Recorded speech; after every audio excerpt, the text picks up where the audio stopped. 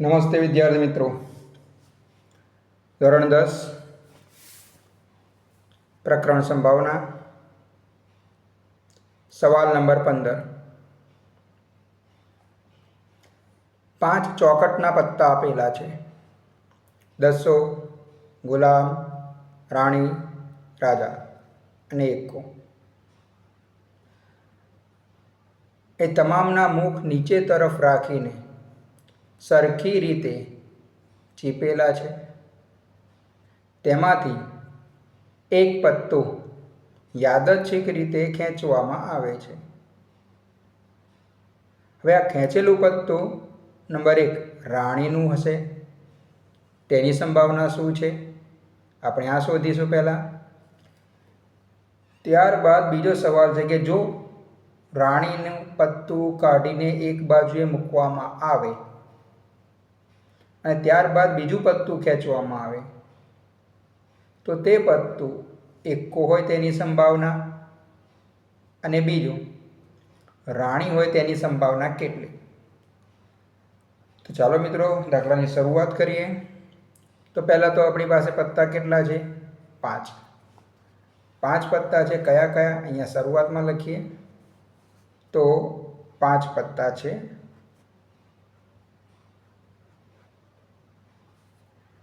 Okay, દસો,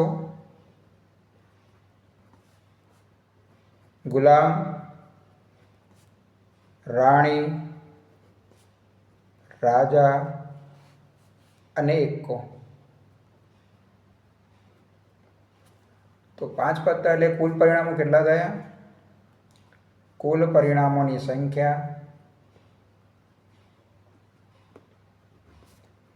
તો મિત્રો કુલ પરિણામોની સંખ્યા છે 5. પહેલી ઘટના શોધીએ. ઘટના એ બરાબર પત્તું રાણીનું હોય. ઓકે મિત્રો, તો રાણીના પત્તા કેટલા છે? 1. તો ઘટના એના પરિણામોની સંખ્યા ઘટના એના પરિણામોની સંખ્યા કેટલી થશે? 1. P of A સૂત્ર લખીશું.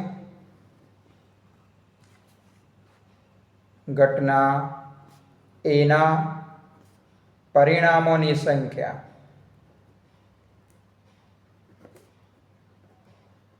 છેદમાં કુલ પરિણામોની સંખ્યા.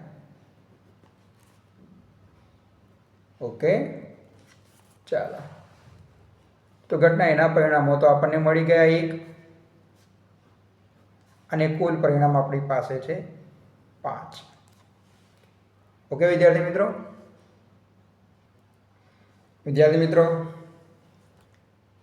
આગળ વધીએ. તો પહેલી ઘટનામાં આપણે એક પત્તું લીધું. તે પત્તું રાણીનું હોવાની સંભાવના શોધી. હવે આપણને કહે છે કે તે પત્તું કાઢીને બાજુએ મૂકતા, મતલબ 5 પત્તા હતા એમાંથી એને કાઢી નાખ્યું. હવે એને પાછું મૂકતા નથી. તો કુલ કેટલા પત્તા રહેશે? દસો, ગુલામ, રાજા અને એક્કો. તો આ ઘટના માટે કુલ પરિણામોની સંખ્યા કેટલી થશે? કુલ પરિણામોની સંખ્યા 4. ઓકે, આપણને એમાં પહેલી ઘટના કહી છે. ચલો એને ઘટના આપીએ નામ B. આપણને કહ્યું છે કે તે પત્તું એક્કો હોય. પત્તું કયું હોય? એક્કો હોય. ઓકે, એક્કાના પત્તા કેટલા છે જોઈ લો. તો 1 જ છે. મિત્રો ઘટના બીના પરિણામોની સંખ્યા કેટલી થશે? ઘટના બીના પરિણામોની સંખ્યા. ઘટના બીના પરિણામોની સંખ્યા 1. ઓકે, ચાલો સૂત્ર લખીએ. પી ઓફ બી બરાબર ઘટના બેના પરિણામોની સંખ્યા છેદમાં કુલ પરિણામોની સંખ્યા. ઓકે,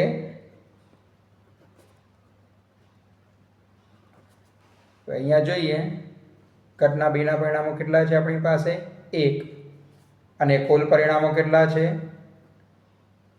4. યાદ છે ને, એક પત્તું કાઢી લીધું છે એટલે કુલ પરિણામો 4. તો સંભાવના શું થશે 1/4. ઓકે, ત્યારબાદ વિદ્યાર્થી મિત્રો બીજી ઘટના છે ઘટના સી બરાબર પત્તું રાણીનું હોય.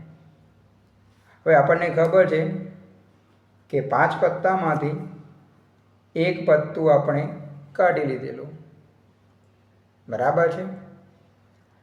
અને પત્તું કાઢીને આપણે અલગથી મૂકી દીધેલું.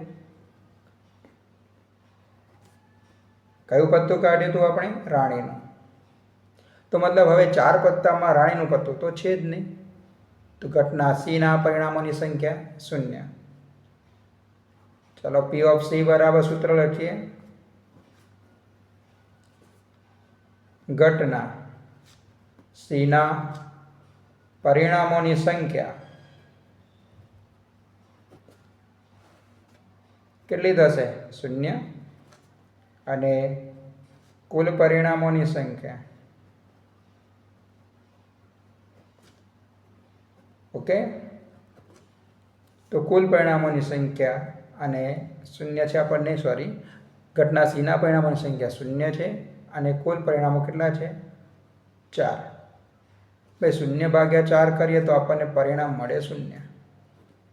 જે સંભાવના આપણને 0 મળે તે ઘટનાને અશક્ય ઘટના કહે છે. ઓકે.